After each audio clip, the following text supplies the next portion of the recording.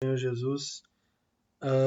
Hoje vamos de Salmo de número 2, um salmo bem complicado, que no último verso diz assim: Felizes são aqueles que buscam a proteção de Deus. Vamos entender um pouquinho esse salmo, né? No primeiro versículo, ele vai dizer o seguinte: Por que as nações pagãs planejam revoltas? Por que os povos fazem planos tão tolos? Esse versículo ele fala um pouco, né, não do povo, como que eu posso falar, não do povo que jamais seguiu a Deus, que jamais seguiria a Deus. Esse primeiro versículo ele fala de um povo rebelde, né, de um povo que se rebelou contra Deus. E a gente vai entender isso no verso 3, onde eles dizem: Esses rebeldes dizem, vamos nos livrar do domínio deles, acabemos com o poder que eles têm sobre nós. Tá vendo?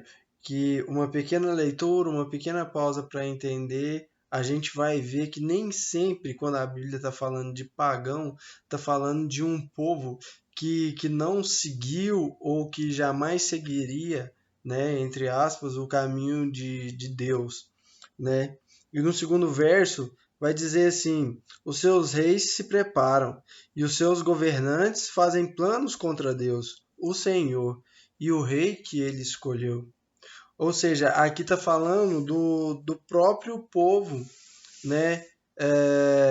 De Deus mesmo, né? Porque esses rebeldes, né? Que a Bíblia traz aqui, geralmente eram líderes, né? Do povo judeu, eram sacerdotes, né? Que muitas vezes caminhavam com o Senhor e que se desviavam do caminho por algum motivo e planejavam contra Deus, né? Formavam tribos para lutar contra o povo de Deus, para tentar tomar a terra do povo de Deus. Como diz aqui, né, no versículo 1, porque as nações pagãs planejam revoltas, porque os povos fazem planos tão tolos, né? Aqui o salmista ele fala porque os povos fazem planos tão tolos que eles sabem que todo plano contra Deus ou contra o plano de Deus é um plano tolo. É um plano que já começa com prazo de validade. É um projeto falido, né? E no verso 3, no verso 4, aliás, diz o seguinte: do seu trono lá no céu, o Senhor ri e zomba deles. O Senhor olha e pensa, né, assim, no nosso pensamento, a Bíblia nos permite imaginar, né, e glória a Deus por isso, porque imagina se a Bíblia fosse um livro que a gente tivesse que ler e simplesmente gravar. Não, Deus nos permite pensar.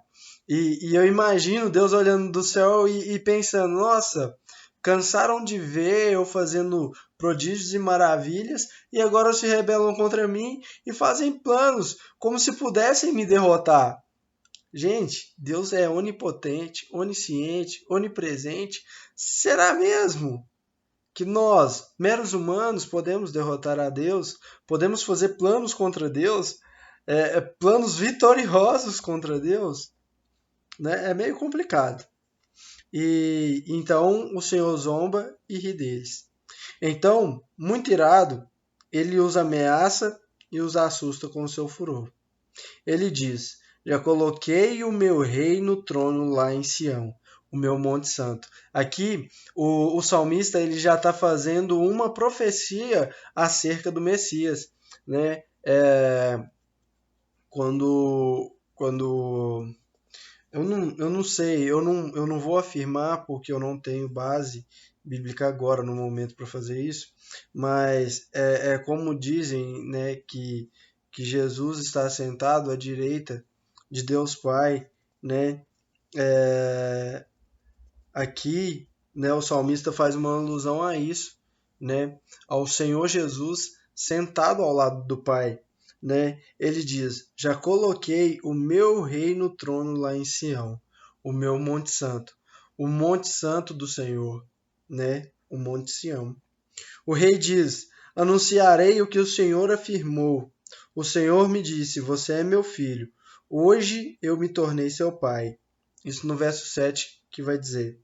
No verso 8: peça e eu lhe darei todas as nações. O mundo inteiro será seu. Com uma barra de ferro você as quebrará e as fará em pedaço, como se fossem potes de barro. Aqui fala das nações, né?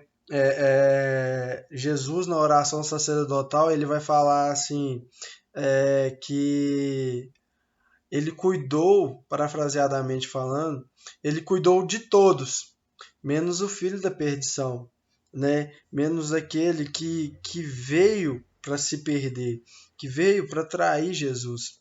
E aqui, né, Deus faz alusão a isso, né, que tudo que o filho pedir ao pai, ele dará, ele concederá. Assim como nós, se nós pedirmos ao pai e desejarmos de todo o coração e estiver conforme a vontade de Deus, ele também nos concederá todas as coisas. Agora, escutem, ó reis, versículo 10. Prestem atenção, autoridades. Adorem o Senhor com temor. Tremam e se ajoelhem diante dele. Senão, ele ficará irado logo e vocês morrerão.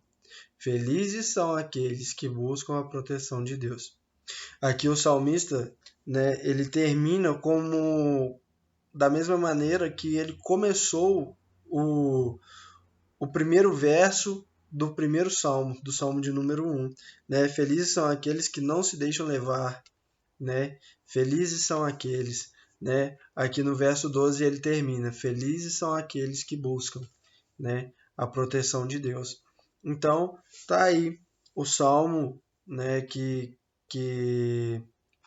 professa a vinda do Messias, né, que fala da rebeldia do povo, né, a galera que era de Deus e se rebelou contra Deus e se tornou um povo pagão, achando que poderia ter vitória sobre Deus. Fala a respeito do Messias, né, o Cristo, Jesus, que está agora ao lado do Pai, né, a profecia que já se cumpriu, e fala: felizes são aqueles que buscam a proteção de Deus.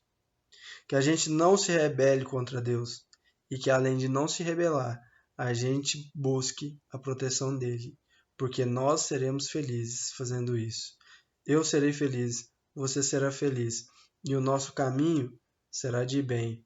Não será caminhos que parecem bons, mas sim caminhos bons, né, que levam à vida, vida eterna, vida de felizes aqueles que buscam a proteção de Deus. Deus nos abençoe.